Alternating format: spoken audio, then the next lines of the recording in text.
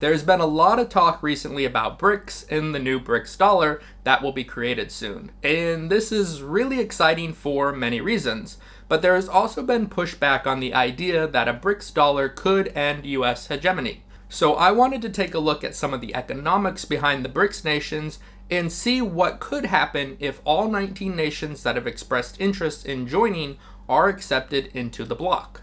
Currently, there are 5 nations that make up the BRICS. But many nations are looking to join, which could lead to a domino effect. Let's start by looking at the current members, and then we'll talk about the 19 nations that are looking to join and what impact that might have on world trade. We will then look at the role the US dollar is currently playing in global trade and how the BRICS dollar might be able to replace it. There are currently 5 nations that make up the BRICS, which include Brazil, Russia, India, China, and South Africa. These 5 nations make up around 31% of global GDP, with China leading with around 17.6%. Each nation has its own unique assets, but arguably China and Russia are the most important because of China's manufacturing capabilities and Russia's oil and gas reserves. India and Brazil are important for their large and growing populations, and currently the 5 BRICS nations account for around 41% of the global population. This makes BRICS a massive bloc based on total population and global GDP, without adding the other 19 nations that have expressed interest in joining. So let's talk about the other 19 nations and what that means for the group moving forward. According to reports, Iran, Saudi Arabia, and Argentina have formally applied for membership, and other countries that have expressed interest in joining include United Arab Emirates, Algeria, Egypt, Bahrain, Mexico, Uruguay, Bangladesh, Nigeria, Turkey, Zimbabwe, Pakistan, Sudan, Syria, Algiers, Tajikistan, and Indonesia. These 19 nations are spread across the world and have started the application process or expressed some interest in joining.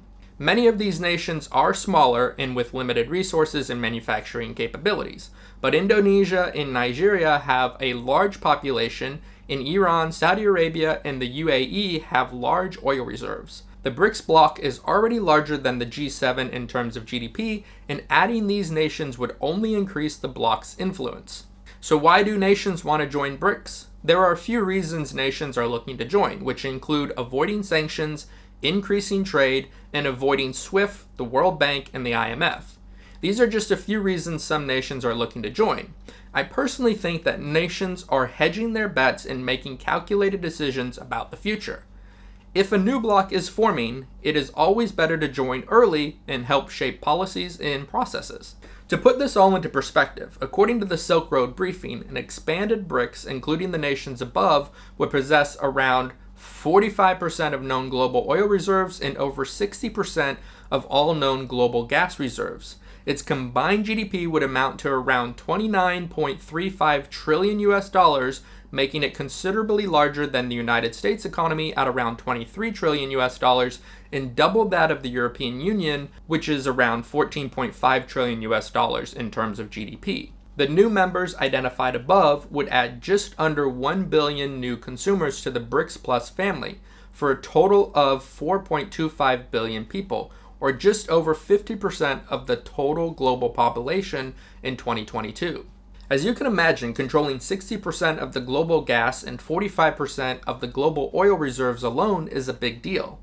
But also having a GDP around 30% greater than the US means the BRICS nations will be the largest and most powerful bloc in the world. So what would this mean for the US dollar? Well, currently the US dollar acts like a middleman for the global banking system. Because many commodity contracts are future contracts, countries choose to use the US dollar for international trade. There are a few advantages for this, but there are also a few disadvantages. The biggest advantage is stability. Because the US dollar is stable, many nations price their goods and services in US dollars. This can protect both parties from currency collapse or currency manipulation. By having a stable trading currency, nations can predict future prices and income based on imports and exports. The stability allows the world to trade. If the US dollar wasn't used this way, nations would have to directly trade, which is more risky for both parties. For a very, very simple example, if a nation like China writes a futures contract for 20 billion tons of soybean, at a price of 3,311 Brazilian reals per ton with a delivery date 6 months into the future, they are taking a risk that the Brazilian reals and the renminbi remain stable over the next 6 months. If either currency fluctuates too much, one party will lose value on the delivery date. By having a stable currency like the US dollar, it removes that risk and allows for international trade to happen more easily. The US dollar remains stable because everything is pegged to it, including the price of oil. It is currently in every nation's interest to keep the US dollar stable. So why do some nations want to change this system?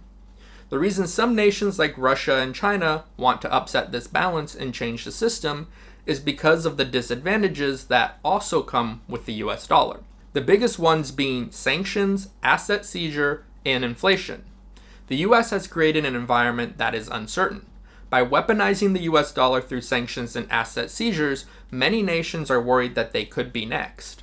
If you look at the list of the nations interested in joining BRICS, you will see that many of them are not on good terms with the US, and they are looking to create a system that better protects their assets.